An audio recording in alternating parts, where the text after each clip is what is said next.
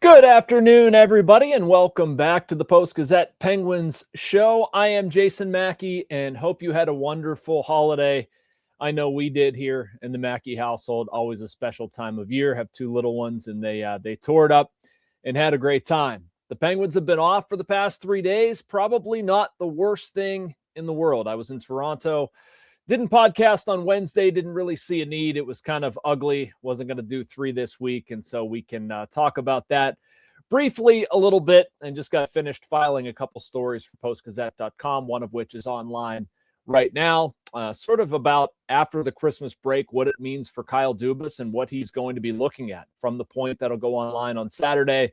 That talked a lot about the Penguins report card so far, and it's not a necessary, it's not a midpoint. That's the word I was looking for, midpoint of the season, but it's enough. It's 3 days, kind of step back, look at what we're looking at right now, and I decided to break down the team and evaluate the Penguins based on top 6 forwards, bottom 6 forwards, defense, goaltending, special teams, and coaching. So make sure you check that out. We are, as always, brought to you by FanDuel. I have a little bit of that I want to get into. It's World Juniors time right now. Great time of year if you're not into hockey. Give that a chance. Some excellent stuff going on, but you can also bet on it. Sportsbook.fanduel.com if you are so inclined. And some odds there. Team Canada is favored. That's minus 105 to win the tournament. Not terribly surprising there. Harrison Brunick, Penguins prospect, will be representing Team Canada, the alternate captain, and a second pair of defensemen. USA plus 220. Sweden plus 480. Finland plus 1200. Czechia plus 1,600, Switzerland plus 10,000, and you basically get the point. It's going to be Canada and Team USA going for the gold, and for Team USA, you have Will Horkoff, an intriguing one there, and LJ Mooney as well. Not a Penguins prospect, a Canadians prospect, but will still play a prominent role with Team USA. All right, so let's go back to Tuesday and some of what we saw, because it does sort of dovetail into what's going to start on Sunday in Chicago and how the Penguins need to get this figured out and fast. You can look at the game in Toronto and say they played pretty good for some stretches. They scored some goals. Anthony Mantha gets on the board. Bryan Rust has been good. Rutger McGroarty, I think we've seen some good things with the kids line here and there. Enough? No, because they're not able to overcome their mistakes. I get asked this a lot. What do their mistakes look like? What are they doing wrong? You can't put your finger on any one thing. This game, you spin the wheel of mistakes, and it landed on puck management. Erik Karlsson made some silly mistakes. Kevin Hayes had a turnover. Just not responsible decisions with the puck, and they're giving up loud chances.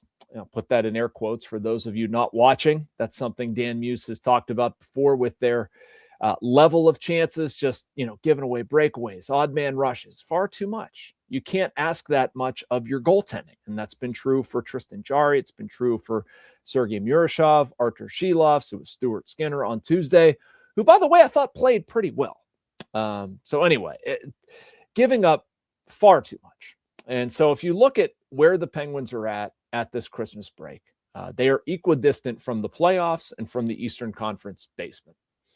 I hate that, by the way. I wish there was more of an opportunity to earn separation. You talk about parity. That's not the right thing here. I mean, it's smushing everything together. I want smushing everything together for Major League Baseball and a salary cap. I don't want smushing everything together for standings.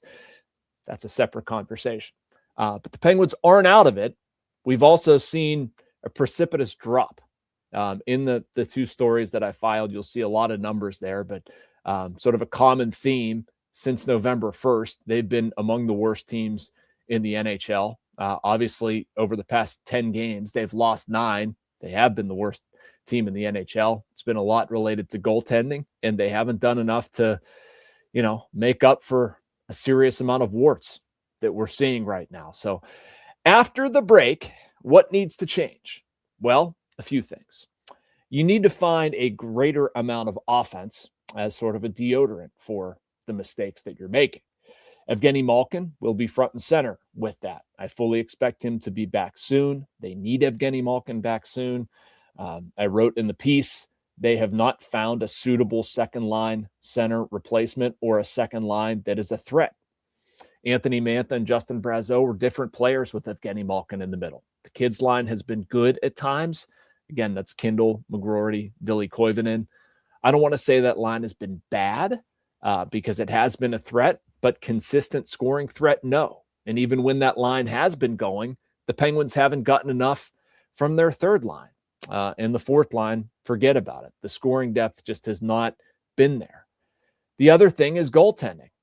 We talked a lot about this earlier in the season. Their chances were really propped up by the performance of Tristan Jarry. When the Penguins traded him, he had one of the best high danger save percentages in the entire NHL. They haven't gotten that from anybody. But I have a tough time putting all of this on Shilovs, Skinner, even Murashov because of how the Penguins have played in front of them. So I used the analogy before, spin the wheel of mistakes, and you can. Own zone defensive issues. They've left people alone. They've overloaded in places where they shouldn't. They've made poor decisions with the puck. Dan Muse and Kyle Dubas have talked about there being a foundation of neutral zone defense, basically not allowing teams to gather a whole bunch of speed and enter the offensive zone at will. The Oilers game stands out as one that was especially egregious in that area. So, I mean, we're not talking about any one thing, but you need to produce the quality of chances, and you can't allow what Stuart Skinner saw on Tuesday in Toronto. That's just not sustainable.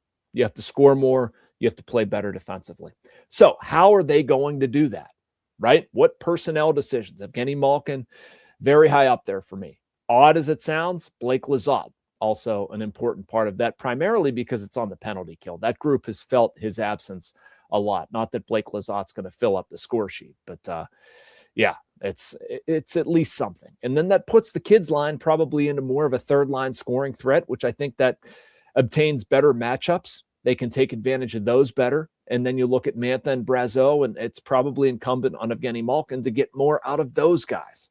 So, I mean, the Penguins can be a three-line team with the possibility of a fourth here and there. We might have something. If they can play a better, more responsible defensive game and just get just enough from Stuart Skinner or whatever other goaltenders in there, you might have something. But if you don't have a second line scoring threat, if your third line's played out of position, if your defense, period, isn't very good, which it hasn't been in December, we're done here. And that takes me to the point of my Dubas column. Whether you can't fix anything personnel-wise, you can't fix anything, scheme or whatever you're doing. If you're Kyle Dubas, don't you have to think seriously about, calls you're going to get, calls you will get, making a substantial move? Maybe it's Rickard Rakell, maybe it's Bryan Rust. Believe me, the last person wants to see these guys traded, but I understand where the Penguins are at. And then there's a trickle down. What does that mean for Sidney Crosby? What does that mean for Evgeni Malkin? I mean, there's a whole bunch of questions you can ask, but if I'm Kyle Dubas and my team, since an 8-2-2 start, has completely fallen apart at the seams, don't you have to have sort of an honest admission? What are we clinging to here? I would. I don't want to see Bryan Rust get traded. Again, I want to see them improve, and I want to see them win with these guys here, and I think that's the path of least resistance. I'm just saying that there's a very honest conversation you have to have, and I wrote in the pieces too. It doesn't mean the goaltenders. Doesn't mean Erik Karlsson. I think Erik Karlsson, if he's playing well enough, which is a separate conversation I'm going to get to in a minute, but if he's playing well enough, I'd probably keep him. I don't know. It's also been bad in December. So anyway, Stuart Skinner, Brett Kulak, Erik Karlsson, Anthony Mantha, guys on expiring contracts, not the Karlsson is, the other guys are, you know what I mean. Guys that are legitimate trade pieces, fine. I'm talking about how scorched earth would you want Kyle Dubas to go if the team is really, really, really bad. And I don't want to see that. I want to see them bounce out of this thing. I want to see Evgeni Malkin come back. There's an individual storyline there. I talked about the pieces. Does he remain a Penguin? Should he remain a Penguin? Is that good business for the Penguins? And there's a whole bunch of stuff surrounding it. But they have to play better. They have to defend better. They have to handle the puck better. They have to be better on special teams. They have to get more scoring up and down their lineup. They have to reduce the quality of chances they're allowing goaltenders to see. And goaltenders, frankly, have to be better than they've been recently. So we will see. We'll get there. There's a bunch of different levers they can pull. In the interim, the World Juniors happening the next couple of days. I'm going to be watching it. I know they get back to practice on Saturday. I'll be covering that and then flying to Chicago, but you can't help watch a little bit, right? Brunick's going to be interesting. He's played a couple games in the American Hockey League. He's played 9 games in the NHL. A significant player for Team Canada. And Will Horkoff has been scoring the daylights out of the puck at Michigan. Is he going to be able to do anything for Team USA? So we'll keep an eye on that. We'll talk about it a little bit. Short one. King Jemison is off this week. We'll recap the Chicago game on Monday. We'll get back to more podcasting next week. But thank you for watching. Make sure you like and subscribe. You can get all of this content and so much more from our Post-Gazette North Shore Drive podcast and YouTube channels. Have a great weekend, everybody.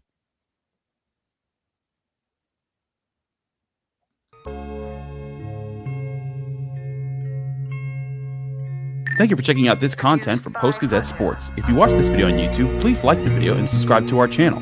For all of the sports coverage the Post-Gazette has to offer, visit post-gazette.com.